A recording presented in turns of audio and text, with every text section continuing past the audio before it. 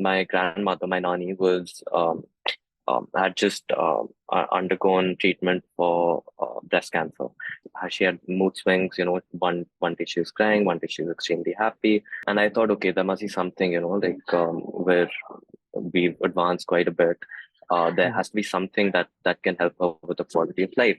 And I came across CBD products, and I ordered a product from the US. It cost a lot. It cost about 25,000 rupees. And then I gave it to my nanny, and I was working at Deloitte then. So I was flying off to Chennai for a project. And I just gave it to my nanny, and I told my mom that just give my nanny 1 teaspoon every night. But when I came back, it was, my parents sat me down and they told me it made quite a significant impact on our appetite, pain, and mood in general. And I just knew I had to do it.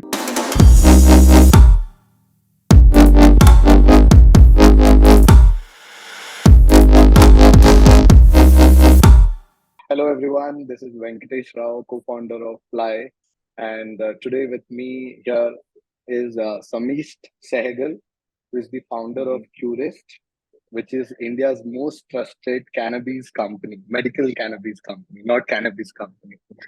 So Exactly. Samisht, thank you for doing this for us.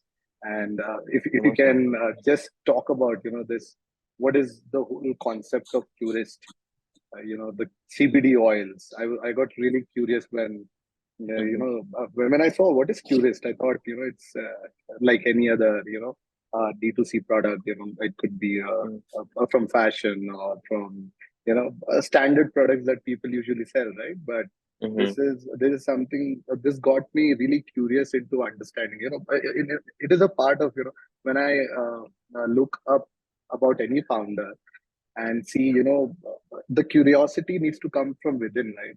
To talk to you, Hmm. what is it? So this is something that I do not know anything about, the CBD oil. So I'll be just a listener here. We'll talk less. Hmm. I'll let you talk about the whole concept of medical cannabis. Hmm. If you can just get started on what does Curist do, and how did you get the idea of starting this company? Sure. So, I was actually in the same boat as you. I had no idea about medical cannabis until 3 years ago. Mhm. How I came across it was I was actually, I'm so sorry. No problem. I was actually working at Deloitte, and it was a lot of fun. We were doing a lot of fun projects. There was a lot of travel involved, a lot of work involved. But my grandmother, my nani, was had just undergone treatment for breast cancer. And while the allopathic medication was amazing, it was keeping her alive. I mean, it was wonderful, of course, but there were quality of life degradements. Okay. And so with old people, these are small things, like if you have someone elderly at your place and they don't have a proper sleeping schedule, for example, if they sleep at 1 a.m., 2 a.m., wake up around noon, it's a bad sign of mental health.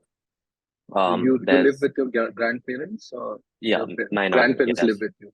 Okay, Yeah, okay, my nani lives with us, yes. okay, okay, So, due to her health. So, okay. her routine was terrible. She had mood swings, one day she was crying, one day she was extremely happy. Her appetite was extremely poor. Doctors used to wonder why how she's even surviving. She used to have one full car day maybe. And she was in constant pain, poor quality sleep. And I thought, okay, there must be something, like where we've advanced quite a bit. There Mhm. has to be something that can help her with the quality of life. And I came across CBD products. And so there were a couple of brands in India, one or two brands. But I needed something, really top quality because my nani was already, she's taking so many medicines. There was no way I could trust her with something unless I was 100% sure. So I got special permission to import it. I ordered a product from the US. It cost a lot. It cost about 25,000 rupees. And then I gave it to my nanny, and I was working at Deloitte then. So I was flying off to Chennai for a project. And I just gave it to my nanny, and I told my mom that just give my nanny 1 teaspoon every night. Mhm. And I'm a terrible son because I did not call my parents during that 1 week I was in Chennai. But when I came back, um, it was, my parents sat me down and they told me it made quite a significant impact on appetite, pain, and mood in general. Wow. And I just knew I had to do it. So I do not know the legal structure for that in India, of how medical cannabis works in India. Frankly, I didn't even know it was permitted, but I just knew that this is something we have to do here. So initial work was basically a lot of policy work, a lot of trips to Rashtrapati Bhavan, a lot of sitting down with lawyers, understanding what the legal frameworks are, um, sitting down with policy experts, understanding how to get policy cleared, how to get the required licenses and permits. So it took a little bit of time, it took a little bit of experimentation, but eventually we got all the permits required to manufacture and retail medical cannabis in India.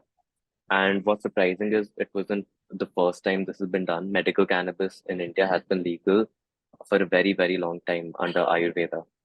Okay. It was just a difficult way to get the licenses around it, Okay. and so that took a little bit of time. But yeah, we cleared that, and that's when we launched the market. And now we're just expanding our product range. We're expanding our distribution. We're trying to break the taboo every single day. And I say that happens by talking to the top doctors, top professionals, because those are the ones who are going to really trickle down that information to patients. So we're talking to doctors at AIMS, Gangaram, um, CMC Vellore, you know, as many good hospitals and doctors we can find, and just giving them information about cannabis, breaking the stereotype that, hey, listen, it's not addictive, it's medical only. It helps severely with, you know, a ton of things. And yeah, that's where we're at right now. Nice, nice. I mean, that's a very, the story is quite emotional, coming to you. Your nanny, you would have gone through the complete, the pain that she was going through, by looking at her, by, the sleep routine and, but overall, you have felt it. And then you just said, after coming back, you decided, from Chennai to Gurgaon, you Mm. decided that you have to do it. But just wanted a little more detail on, were you always planning to start your own business, or this was something that after going through, just this one experience of buying or importing cannabis for your nanny, Mm-hmm. and then that eventually the pain, the overall process of doing so was you felt that there had to be a better way. Was it when did you realize that there had to be a better way, and you have to do it, you have to do something about it? What was that, the moment when you Mm-hmm. decided? So that's a good question. Um, since I was young, I've always kind of kept a problem solution approach. So Mhm. even when I was in college, so there was a dhobi on campus, and it was very You started unhygienic. that. Yeah, I said there was you know, a Dobby on. there Okay, was okay. there was a Dobby on traditional campus. dhobi. I thought it's the name of the product service that you started. Dobby on So we campus. actually did start that. There was a dhobi a traditional In the dhobi on campus. campus, and I used to get rashes on my back because the clothes were, you know, so dirty and it was very unhygienic. Mhm. So it was just a simple problem solution approach. I thought, hey, listen, we're in the 21st century. How do we not have a laundromat in college? And Mhm. this is in 2014, before Paytm and online wallets were really a big thing. Mhm. So we developed a website and a product called Xpress-o-mat, where we took a laundry room, we loaded it with industrial grade machines, Mhm. and we created a website with an online wallet. And every student on campus had an account. They load money to their wallet, they book a slot, and the clothes will be picked up from their room, washed, dried, ironed, and sent back to their room within 3 hours. And that was just a problem solution approach. We've charged 80 rupees per wash, which is 80 rupees for 4 to 5 kgs, which is almost at cost.